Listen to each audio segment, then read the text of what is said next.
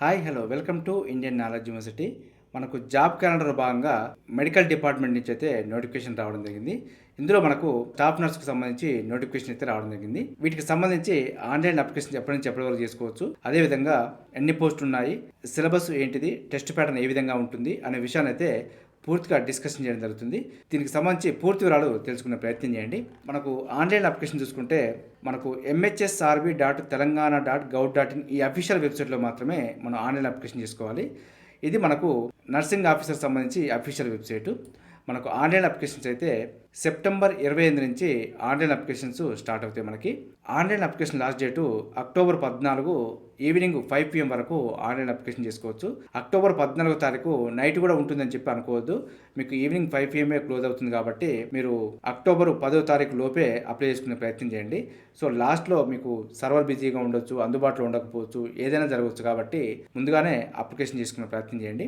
మనకు correction window చూసుకుంటే October 16 నుంచి అక్టోబర్ 17 ఈవినింగ్ 5 PM వరకు కరెక్షన్ విండో అయితే అందుబాటులో ఉంటుంది. సో చిన్న చిన్న పొరపాట్లకు మాత్రమే అవకాశం ఉంటుంది, అన్నిటికైతే ఎయిట్ విండో అయితే అందుబాటులో ఉండదు. మనకు ఎగ్జామ్ వచ్చి నవంబర్ 17వ తారీఖు ఎగ్జామ్ కండక్ట్ చేయడం జరుగుతుంది. సో మనకి ఇది సిబిటి మోడ్లో ఉంటుంది. షిఫ్ట్ వైజ్గా కండక్ట్ చేస్తేనేమో నార్మలైజేషన్ తీయడం జరుగుతుంది. సో ఒకటే ఎగ్జామ్ అయితే మాత్రం మనకు డైరెక్ట్ మార్క్స్ తీయడం జరుగుతుంది. కాబట్టి అప్లికేషన్స్ బట్టి షిఫ్ట్ వైజ్గా కండక్ట్ చేయడం జరుగుతుందా లేదంటే ఒకటే ఎగ్జామ్ కండక్ట్ చేసి మార్క్స్ తీయడం జరుగుతుందా అనేది అప్డేట్ వచ్చిన తర్వాత మీకు చెప్పే ప్రయత్నం చేస్తాను. సో మనకు పోస్ట్ వివరాలు చూసుకుంటే నర్సింగ్ ఆఫీసర్ పోస్ట్ సంబంధించి చూసుకుంటే director of public health and family వెల్ఫేర్లో 1576 వేకెన్సీస్ ఉన్నాయి. అదేవిధంగా నర్సింగ్ ఆఫీసరు తెలంగాణ వైద్య విధాన పరిషత్లో 332 ఉన్నాయి.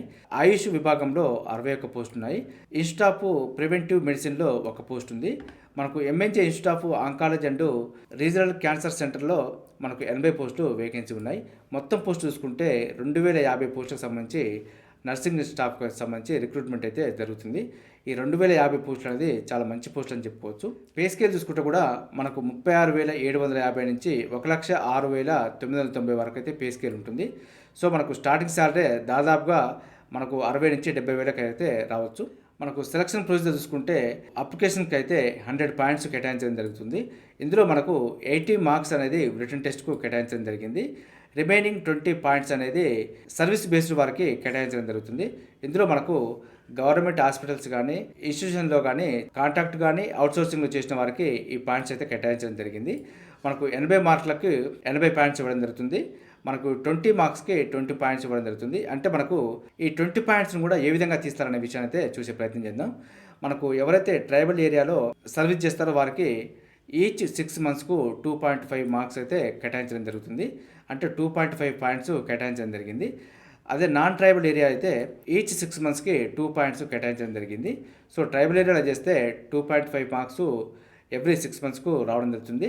నాన్ ట్రైబల్ ఏరియా అయితే 6 మంత్స్కు 2 పాయింట్స్ కేటాయించడం జరిగింది. ఈ విధంగా మనకు 20 పాయింట్స్ వరకు కేటాయించడం జరిగింది. కాబట్టి ఎవరైతే ఎక్కువ సంవత్సరాలు సర్వీస్ చేసి ఉంటారో వారికి కొన్ని పాయింట్లు అయితే ఎక్కువ రావడం జరుగుతుంది. సో మినిమం అయితే 6 మంత్స్ కంప్లీట్ చేస్తేనే మీకు 2 పాయింట్స్ లేదంటే 2.5 పాయింట్స్ కేటాయించడం జరుగుతుంది. మనం ఆన్లైన్ అప్లికేషన్ చేయడానికంటే ముందు సాఫ్ట్ కాపీస్ అయితే కొన్ని దగ్గర పెట్టుకోవాలంటే కూడా మనకు సూచించడం జరిగింది. ఆధార్ కార్డు, అదేవిధంగా SSC లేదా 10th సర్టిఫికెట్, మనకు BSc నర్సింగ్ సంబంధించి సర్టిఫికెట్, అదేవిధంగా Telangana nursing council registration certificate, experience ఉన్న వాళ్ళైతే ఎక్స్పీరియన్స్కు సంబంధించి సర్టిఫికెట్, అదేవిధంగా స్టడీ సర్టిఫికెట్ అయితే 1 to 7th వరకు ఉంచుకోవాలి. అదేవిధంగా ఓపెన్ 10th చదివితే మాత్రం వారు రెసిడెన్సీ సర్టిఫికెట్ దగ్గర ఉంచుకోవాలి.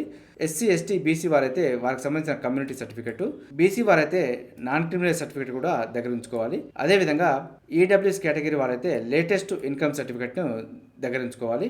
స్పోర్ట్స్ సంబంధించి ఉంటే స్పోర్ట్స్ సర్టిఫికెట్, అదేవిధంగా PWD అయితే PWD సర్టిఫికెట్స్, NCC వారైతే NCC సంబంధించిన సర్టిఫికెట్, గవర్నమెంట్ ఎంప్లాయీస్ అంటే వారికి సంబంధించిన రెగ్యులర్ సర్వీస్ అయితే ఇన్ సర్వీస్ సర్టిఫికెట్, అప్లికెంట్ యొక్క ఫోటో, అదేవిధంగా సిగ్నేచరు, ఇవైతే మనకు సాఫ్ట్ కాపీస్ అయితే ఆన్లైన్ అప్లికేషన్ కంటే ముందు అందుబాటులో ఉంచుకోవాలి. అదేవిధంగా మనకు ఎడ్యుకేషన్ క్వాలిఫికేషన్ చూసుకుంటే దీనికి general nursing and mid wifey లేదా BSc నర్సింగ్ ఎలిజిబుల్ అంటూ మనకు ఇవ్వడం జరిగింది. సో దీనికి BSc నర్సింగ్ చేసిన వాళ్ళు అప్లై చేసుకోవచ్చు అంటూ మనకు ఇవ్వడం జరిగింది. BSc నర్సింగ్ చేసినా కూడా కంపల్సరీ మనకు తెలంగాణ నర్సింగ్ కౌన్సిల్లో కంపల్సరీ రిజిస్ట్రేషన్ చేసుకున్న వాళ్ళే అప్లై చేసుకోవాలంటూ కూడా మనకు మెన్షన్ చేయడం జరిగింది. సో కాబట్టి ఎవరైతే రిజిస్ట్రేషన్ చేసుకుని ఉంటారో వారు మాత్రమే అప్లై చేసుకునే ప్రయత్నం చేయండి. ఎందుకంటే దానికి సంబంధించిన డాక్యుమెంట్ని మీరు అప్లోడ్ చేయాల్సి ఉంటుంది కాబట్టి సో రిజిస్ట్రేషన్ చేసుకున్న వారే అప్లై చేసే ప్రయత్నం చేయండి. నర్సింగ్కి సంబంధించి ఈక్వలెంట్ క్వాలిఫికేషన్స్ ఉన్న వారైతే దీనికి సంబంధించి ఏదైనా కన్ఫ్యూజన్ ఏర్పడితే మాత్రం ఎక్స్పర్ట్ కమిటీకి పంపించడం జరుగుతుందంటూ ఇవ్వడం జరిగింది. మనకు ఏజ్ లిమిట్ చూసుకుంటే దీనికి 18 నుంచి 46 సంవత్సరాల వారు అప్లై చేసుకోవచ్చు. ఏజ్ లిమిట్ 2024 జూలై 1కి కట్ ఆఫ్ డేట్ తీసుకోవడం జరిగింది. ఇందులో రిజర్వేషన్స్ ఉన్న వారికి కొంత మినహాయింపు కూడా ఇవ్వడం జరిగింది. SC, ST, BC and EWC category వాళ్ళైతే 5 years వరకు రిలాక్సేషన్ ఉంటుంది. పీడబ్ల్యూడీ క్యాండిడేట్స్ అయితే 10 years వరకు ఉంటుంది. ఇందులో తెలంగాణ స్టేట్ గవర్నమెంట్ ఎంప్లాయీస్ అంటే వారికి 5 years వరకు రిలాక్సేషన్ ఉంటుంది. ఎక్స్-సర్వీస్మెన్కి అయితే 3 years వరకు ఉంటుంది. ఎన్సీసీ ఇన్స్ట్రక్టర్గా చేసి ఉంటే మాత్రం 3 years వరకు రిలాక్సేషన్ ఉంటుంది. ఈ విధమైన కొన్ని మినహాయింపులు కూడా రిజర్వేషన్ ప్రకారం ఇవ్వడం జరిగింది. ఎగ్జామ్ ఫీజు చూసుకుంటే 500 రూపీస్ అయితే ఎగ్జామ్ ఫీజు పెట్టడం జరిగింది. అదేవిధంగా మనకు అప్లికేషన్ ఫీజు చూసుకుంటే 200 రూపీస్ అప్లికేషన్ ఫీజు పెట్టడం జరిగింది. ఈ అప్లికేషన్ ఫీజులో మినహాయింపు కూడా ఇవ్వడం జరిగింది. ఎవరైతే తెలంగాణ స్టేట్కి సంబంధించి SC, ST, BC, EWS, pH and X-servicemen ఉంటారో వీరికి అప్లికేషన్ ఫీజు అయితే మినహాయింపు ఇవ్వడం జరిగింది. మనకు ఎగ్జామ్ ఫీజు అయితే 500 కాబట్టి ఇది పే చేసుకోవాలి. అప్లికేషన్ ఫీజు మాత్రమే మినహాయింపు ఉంటుంది. అదేవిధంగా తెలంగాణ స్టేట్కి సంబంధించి అన్ఎంప్లాయీస్ ఎవరైతే 18 నుంచి 45 సంవత్సరాల మధ్యలో ఉంటారో వారు కూడా అప్లికేషన్ ఫీజు అయితే మినహాయింపు ఇవ్వడం జరిగింది. నాన్ తెలంగాణ స్టేట్ అయితే అప్లికేషన్ ఫీజులో మినహాయింపు లేదు. అంటే 200 రూపీస్ పే చేసుకోవాలంటే మనకు 500 ప్లస్ 200 700 పే చేసుకోవాలి. తెలంగాణ వారికి అయితే 500 రూపీసే ఎగ్జామ్ ఫీజు పెట్టడం జరిగిందంటూ మనం అనుకోవచ్చు. అప్లికేషన్ ఫీజు అయితే మినహాయింపు ఇవ్వడం జరిగింది. అదేవిధంగా మోడ్ ఆఫ్ పేమెంట్ చూసుకుంటే ఓన్లీ ఆన్లైన్ పేమెంట్ మాత్రమే చేసుకోవాలంటూ మనకు ఇవ్వడం జరిగింది. సో మనకు రిటన్ ఎగ్జామ్ చూసుకుంటే మనకు 80 మల్టిపుల్ చాయిస్ క్వశ్చన్స్ రావడం జరుగుతుంది. సో మనకు ఈచ్ క్వశ్చన్కు 1 మార్క్ క్యారీ అంటూ ఇవ్వడం జరిగింది. అంటే 80 క్వశ్చన్స్కు 80 మార్క్స్ ఇవ్వడం జరిగింది. రిమైనింగ్ 20 మార్క్స్ అయితే మనకు సర్వీస్ బేస్డ్గా పాయింట్ల వారీగా కేటాయించడం జరిగింది. కంప్యూటర్ బేస్డ్ టెస్ట్ అయితే మనకు నవంబర్ 17వ తారీఖు కండక్ట్ చేయడం జరుగుతుందంటూ మనకి ఇవ్వడం జరిగింది. క్వశ్చన్ పేపర్ చూసుకుంటే మాత్రం ఓన్లీ ఇంగ్లీష్లో మాత్రమే ఉంటుంది. తెలుగులో అయితే అవకాశం లేదు. కాబట్టి అభ్యర్థులు ఈ విషయాన్ని దృష్టిలో పెట్టుకొని ప్రిపరేషన్ చేసుకోవాల్సి ఉంటుంది. మనకు ఎగ్జామ్ సెంటర్స్ అయితే మనకు తెలంగాణలో మ్యాక్సిమం అన్ని జిల్లాలకు కవర్ చేసే విధంగా అయితే ఇవ్వడం జరిగింది. మనకు పోస్టులు అయితే జోన్ వైజ్గా కేటాయించడం జరిగింది కాబట్టి మనకు ఏ జోన్కు ఎన్ని పోస్టులు ఉన్నాయనే విషయాన్ని కూడా మీకు చెప్పే ప్రయత్నం చేస్తాను. సో మనకు జోన్ వైజ్గా చూసుకుంటే జోన్ 1లో ఆసిఫాబాద్, కొమరంభీం, మంచిర్యాల, పెద్దపల్లి, జయశంకర్, భూపాలపల్లి, ములుగు జిల్లాలు రావడం జరుగుతుంది. జోన్ 2లో ఆదిలాబాదు, నిర్మల్, నిజామాబాదు, జగిత్యాల ఈ విధంగా మనకు 7 జోన్లకు సంబంధించి కూడా ఏ జిల్లాలు ఏ జోన్లో రావడం జరుగుతుందంటే విషయాలు అయితే మనకు క్లియర్గా చెప్పే ప్రయత్నం జరిగింది. ఒకసారి వీడియో పాజ్ చేసి చూసుకునే ప్రయత్నం చేయండి.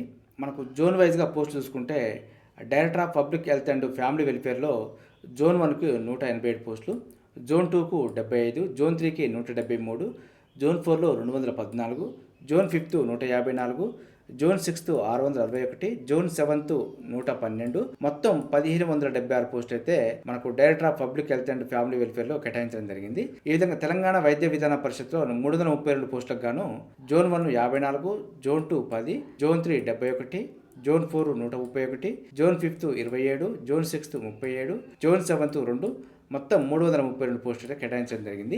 ఈ విధంగా ఆయుష్ నుంచి 61 పోస్టులు, అదేవిధంగా institute of preventive medicine 1 post, మనకు MNJ institute of oncology and regional cancer సెంటర్కి 80 పోస్టులు. ఈ విధంగా అయితే మనకు జోన్ వైజ్గా పోస్ట్ కేటాయించడం జరిగింది. సో మనకు టోటల్గా అయితే జోన్ 1లో 241 ఉన్నాయి, జోన్ 2లో 86 ఉన్నాయి, జోన్ 3లో 246, జోన్ 4లో 353, జోన్ 5thలో 183, జోన్ 6thలో 747, జోన్ 7thలో 114, మొత్తం 2050 పోస్టులు అయితే కేటాయించడం జరిగింది.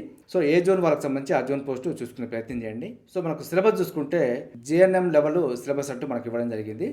రిటన్ టెస్ట్ 80 మార్క్స్ ఉంటుంది కాబట్టి 80 మార్క్స్ సంబంధించి సిలబస్ చూసే ప్రయత్నం చేద్దాం.